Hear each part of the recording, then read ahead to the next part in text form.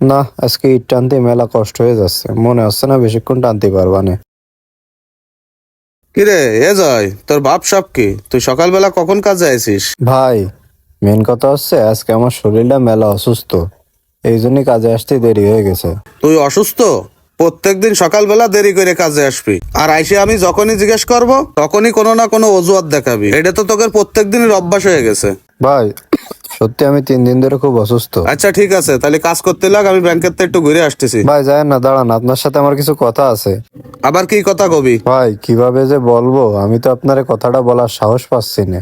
আচ্ছা তোরও তো চিন্তা করা লাগবে না, কি কথা তাড়াতাড়ি ক। ভাই গতকালকে আমাদের গ্রামের ওই যে রায়ন ভাইয়ের দোকানে তো আমি বাকি খাই, আপনি জানেন। গতকালকে তার দোকানের হালখাতা গেছে, আমি তো তারে একটা টাকাও দিতে পারিনি। আপনি যদি আমারে কিছু টাকা দিতেন তাহলে আমার খুব উপকার হতো।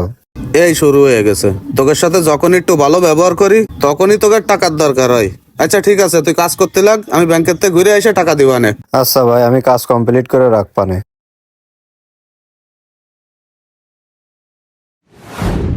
রায়ন ভাইয়ের টাকাটা আজকে দিয়ে দিতে হবে না। কিরে জয়, কি অবস্থা? এই তো আলহামদুলিল্লাহ ভালো, তোর কি অবস্থা? আমার অবস্থা তো ভালো, কিন্তু শোন, একটা খুশির সংবাদ আছে আর একটা দুঃসংবাদ আছে। কি খবর ভাই, কত আমারে? এখন কথা আছে যে আমি তো ইতালি যাব, বুঝেছিস? আমার তো ভিসা চলে আসে। এখন সব টাকা পয়সা তো আমার কাছে নেই, 7 লাখ টাকা লাগবে। এখন 6 লাখ টাকা মতো আমার কাছে আছে, 1 লাখ টাকা শর্ট হয়ে যাচ্ছে। তা তুই যদি আমার 1 লাখ টাকা দিতিস, তাহলে ওই কিছু কেনাকাটা ছিল আর ওই প্লেনের টিকিটটা কাটতে পারতাম। ও, এটা তো মেলা খুশির খবর। তার টাকা লাগবে, সমস্যা নেই। দেখি আমার কাছে মনে হয় 30-40 হাজার টাকা মতো আছে, ওইটা তোরে আমি দিবানে। বিবানে আবার কি লাগবে? তোমার ইমার্জেন্সি থাকলে এখনই দে। আচ্ছা তাহলে বয়, আমি দেখি ঘরের তো যাই আইনে দিচ্ছি।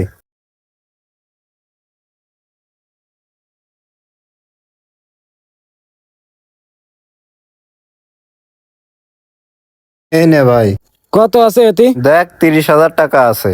আচ্ছা ঠিক আছে, আর বাকি টাকা আমি ম্যানেজ করে নিবানি। আর শোন, যেদিনকে আমি যাবো আমার তুই কিন্তু আগে আসতে যাবি, কথাটা যেন মাথায় থাকে। আচ্ছা ভাই, তা তো যাবই। থাক, তাহলে চলে গেলাম। যাক, ও তো আমারই ভাই, বিদেশ গেলে তো আমাদেরই ভালো হবে না। এই জয়, 2-3 দিন আগে আমার হালকা হয়ে গেল, তুই আমার দোকানেও গেলি নে, টাকাটাও দিলি নে।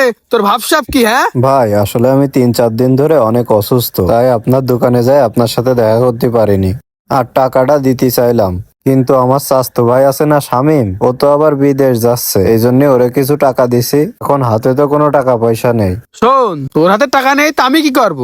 তুই নিজেই পারিস না 3 বেলা খাতি, তুই গেছিস আবার শামিমরে টাকা দিতি। ভাই, নিজে ছোট ভাই, যদি না দিই টাকা তাহলে তো মনে কষ্ট পাবে, এই কারণেই দিছি। শোন, তোর তো ইমোশন কথা আমি শুনতে চাচ্ছি না, তুই 1 সপ্তাহের মধ্যে আমার টাকা আমার দোকানে দিয়ে আসবি। আচ্ছা ভাই ঠিক আছে, আমি যাই 1 সপ্তাহের ভিতরে আপনার টাকা পরিশোধ করে দিয়ে আসবো। মনে থাকে জানো, 1 সপ্তাহের একদিনও যেন লেট না হয়। সে 2 দিন লেট হয় হোক, আমার ভাইটা ওইদিকে বিদেশ যাচ্ছে, ওরে টাকা না দিয়ে আমি উনার হালকাতার টাকা দিতে যাবানে। টাকা পয়সা নিয়ে চিন্তা নেই, টাকা পয়সা যা লাগে সব আমি দিবানে। শুধু আমি চাই আমার ঘরে যে জিনিসগুলো লাগবে সব যেন এ গ্রেডের জিনিস হয়। কোনো ধুনপুন কাজ আমার পছন্দ না, আর কোনো ধুনপুন জিনিস যেন আমার ঘরে লাগে না, কই দিলাম। টাকা পয়সা খরচ করে একটা ঘর করতেছি, আমার ঘরটা যেন ভালো হয়। একটা কথা করছি শোনো জয়, প্রতিবার হালকাতা হয়, তুমি 1 সপ্তাহ পরে টাকা দাও।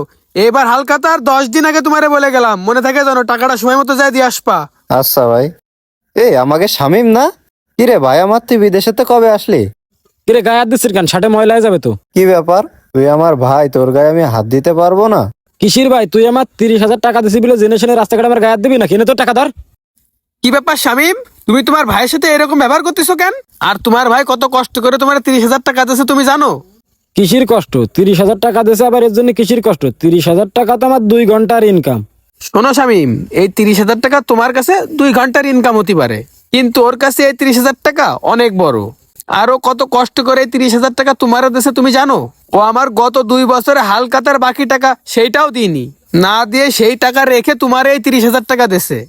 এমনকি তোমার এই 30 হাজার টাকা দেওয়ার পরে ও অনেক অসুস্থ হয়ে গিয়েছিল, ও নিজের যে ওষুধ কিনে খাবে সেই অবস্থা ওর ছিল না। আর আজকে তুমি বিদেশ থেকে টাকা পয়সা ইনকাম করে আসার পরে তোমার ভাইরেই চিনতে পারতেছো না। না শামিম, তোমার থেকে এটা আমি আশা করিনি। থাক ভাই, ওরে এরকম করে বলেন না। ও বিদেশের তো এসেছে তো মনে হয় কোনো বিষয় নেই, ওর মাথাটা একটু গরম আছে। ভাই তোর সাথে আমি পরে ঠান্ডা মাথায় কথা কবানে, তুই এই টাকাটা রাখ ভাই, আমার লাগবে না। স্বার্থের এই পৃথিবীতে আপনি কাকে বিশ্বাস করবেন? যাকেই বিশ্বাস করবেন সেই আপনাকে ঠকাবে। এই পৃথিবীতে স্বার্থ ছাড়া কেউই আপনার সাথে এক পা হাঁটবে না। ভিডিওটি ভালো লাগলে লাইক, কমেন্ট, শেয়ার করে সাথে থাকবেন। আর এরকম আরো নতুন নতুন ভিডিও দেখতে ফলো করে রাখবেন। ধন্যবাদ সকলকে।